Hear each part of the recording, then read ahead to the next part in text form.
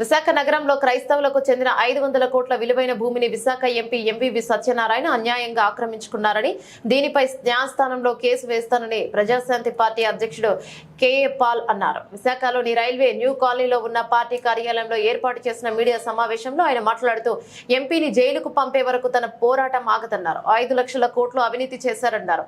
ఎన్టీఆర్ కు భారతరత్న కోసం తాను 10 ఏళ్లు పోరాటం చేస్తున్నానని, చంద్రబాబు మోసగాడని ఎన్టీఆర్ పదే పదే చెప్పేవారని గుర్తు చేశారు. మీకు చాలా మంది తెలుసు, మీడియా మిత్రులారా, ఎందుకు చెప్పడం? ఉన్న సత్యాలు కొన్నిసార్లు ఎలక్షన్ నోటిఫికేషన్ వచ్చింది కనుక చెప్పి వచ్చి 100 ఒక్క మాటైనా తిట్టారా? ఒక్క రోజైనా తిట్టారా? రాష్ట్రం నాశనం అయిపోద్ది మీరు. అందుకనే మన లక్ష్మి గారు అన్నట్టు, వింటున్నారా వింటున్నారా వింటున్నారా ముద్రగడ పద్మనాభం రా అన్న పవన్తో కలుస్తానన్నాడు. అప్పుడే చెప్పాను, ఇంటికి వెళ్ళాను. ఇప్పుడు కనుక సత్యం చెప్తున్నాను,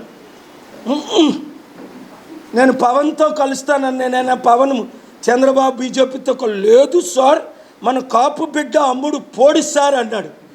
ఆయనేమో పవన్ ఏమో ఎవరికి అమ్ముడు పోయారో మీకు తెలుసు, ముద్రగాడేమో ఎవరికి అమ్ముడు. ఇలా కాపు నాయకులు, ఇలా వీరులు శూరులు. ఒకడే ఒక వీరుడు, ఒకడే ఒక శూరుడు, ఒకడే ఒక రియల్ ప్రపంచ హీరో. మీకు హీరో కావాలా? యాక్టర్స్ కావాలా? ప్రపంచాన్ని ఒడికించినోడు కావాలా? 5 లక్షల కోట్లు దానం చేసినోడు కావాలా? కన్నీరు తుడిచేవాడు కావాలా? 700 కంపెనీలు తెచ్చినోడు కావాలా? విశాఖపట్నాన్ని బెస్ట్ సిటీ ఆఫ్ ద వరల్డ్గా చేసినోడు కావాలా? లేదా ఆ 2 కుల, ఆ 2 కుటుంబ పాలన కావాలి? ఇక్కడ భరత్ను పెడుతున్నారు టీడీపీ వాళ్ళు. వాళ్ళ తాత ఎంపీ కదండి. తమ్ముడు భరత్, నువ్వు నిలబడొద్దు, నా పంచులు తట్టుకోలేవు, నేను ఇంక స్టార్ట్ చేయలేదు. మీ తాతే ఏమి చేయలేకపోయాడు, నువ్వేం చేస్తావు ఇక్కడ? నువ్వు బాలకృష్ణ అల్లుడు వాట. మొన్నటి వరకు బాలకృష్ణ ఎవడో తెలియదు, 2019 వరకు. మొన్న నేను ఫ్యూనరల్కి వెళ్తే ఎంతో గౌరవంగా విజయసాయిరెడ్డి బాలకృష్ణని రిసీవ్ చేసుకున్నాను. మీ మీద నెగిటివ్ చెప్పను, కానీ నాకు ఈ ఒక్క అవకాశం ఇచ్చేసాయి తమ్ముడు. నీకు రాజ్యసభ కావాలంటే అమిత్ షాతో చెప్పి నీకు ఇప్పిస్తా, 13 పార్టీలతో చెప్పి. నాకు వ్యతిరేకంగా నువ్వు పోటీ చేయొద్దు భరత్ తమ్ముడు. జేడీ లక్ష్మీనారాయణ మాదిరిగా తీసుకో, మంచి రిటైర్డ్ ఐపీఎస్ ఆఫీసర్ గారిని మాదిరిగా తీసుకో. ఆయన ఎందుకు పోటీ చేయట్లేదు? ఏప్రిల్ 26 మీడియాలో మన ఫంక్షన్ హాల్లో చెప్పారు, పాలిగారు స్టీల్ ప్లాంట్ సక్సెస్ అయితే నేను వారికే మద్దతు ఇస్తాను అని అనేక సార్లు ఈ ఆఫీసులో చెప్పారు, హైదరాబాద్ ఆఫీసులో చెప్పారు. పార్టీలోకి రమ్మన్నాను, మరి ఎందుకో రాలే. అయినప్పటికీ మేము మిత్రులమే. ఆయన నాకు మద్దతు ఇస్తే నేను ఆయనకి మద్దతు ఇస్తాను. ఎమ్మెల్యేగా నార్త్కి వెళ్ళిపోయారు. ఆయన నాకు మద్దతు ఇవ్వకపోతే ఆయన చిత్తుగా ఓడిపోతారు.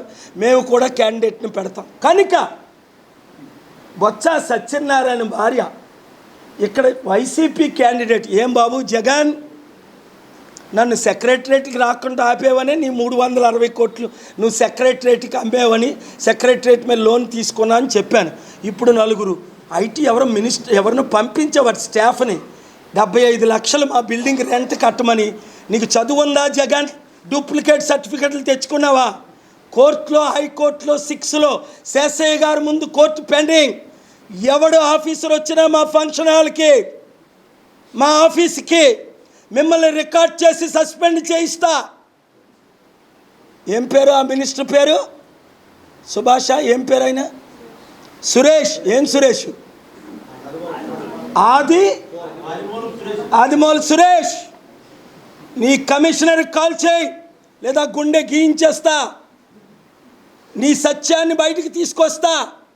నేను అందరిలాగా కొట్టను. నేను తిడితే మీరు మసి అయిపోతారు. నేను చెప్పించిన వాళ్ళు రాజశేఖర రెడ్డి ఏమయ్యాడు చరిత్ర తెలుసుకో. కేసీఆర్ ఏమయ్యాడు, సోనియా గాంధీ ఏమైంది, మోదీ వాళ్ళ ప్రధానమంత్రి 18 రాష్ట్రాల్లో నేను సపోర్ట్ చేశాను. అప్పుడు చట్ట ప్రకారం కోర్టులో కేసు ఉంది. మేము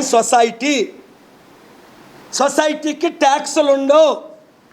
అవినీతిగా ఏ ఆఫీసర్స్ అయినా ఇప్పుడు ఎలక్షన్ నోటిఫికేషన్ ఉంది, వచ్చారా మీ ఉద్యోగాలు పోతాయి. నేను మీ ఉద్యోగాలు సస్పెండ్ చేయిస్తా. జగన్మోహన్ మునుగోడ ఆర్ఓని సస్పెండ్ చేయించాను. డీజీపీ అంజనీ కుమార్ని ఎలక్షన్ కమిషన్ సస్పెండ్ చేస్తే ఆయన సస్పెన్స్ని తీసేసి ఆయనకు పోస్ట్ ఇప్పించాను. మీకు ఆశీర్వాదాలు కావాలా? ప్రజాశాంతి పార్టీని గెలిపించుకోండి. ఉచిత విద్య, ఉచిత వైద్యం, అందరికీ అన్ని విధాల అభివృద్ధి. ముఖ్యంగా వాలంటీర్స్ 2.5 లక్షలు ఉన్నారు. మీకు 5,000 ఇస్తున్నాడు జగన్. అడుక్కుంటేనే 5,000 కంటే ఎక్కువ వస్తుంది. అలాంటి జగన్మోహన్ రెడ్డికి 5 సంవత్సరాలు ఇచ్చాం కదా మీరు నేను. మిమ్మల్ని నేను పెర్మనెంట్ చేసి 25,000 శాలరీ 100 రోజుల్లో ఇవ్వాలి అంటే ప్రజాశాంతి పార్టీని ఇంటింటికి ఓటేయమని చెప్పండి. ఫ్రీగానే 55 రోజులు కష్టపడండి. డ్వాక్రా మహిళలు, ఉద్యోగులందరూ గమనించండి, మీకు శాలరీ ఇచ్చే పరిస్థితుల్లో లేరు. రాష్ట్రంలో అన్నీ అమ్మేశారు. నేనైతే ఒక్కటి అమ్మను, లక్షల కోట్లు తెస్తానని కోర్టు వారే నిన్న FCRAకి డైరెక్షన్ ఇచ్చారు. పాలుగారు డబ్బు 8,000 కోట్లు ఎందుకు వైట్ మనీ తీసుకోరు స్టీల్ ప్లాంట్ అని కోర్టు అడిగారు. ఎక్కడి నుంచి తెస్తారు చూపించాను. ఎవరి దగ్గర నుంచి తెస్తారు చూపించాను. ఎన్ని రోజుల్లో తెస్తారు 30 రోజులని చూపించాను. కన్విన్స్ అయిపోయారు. ఆర్డర్స్ అయిపోయాయి.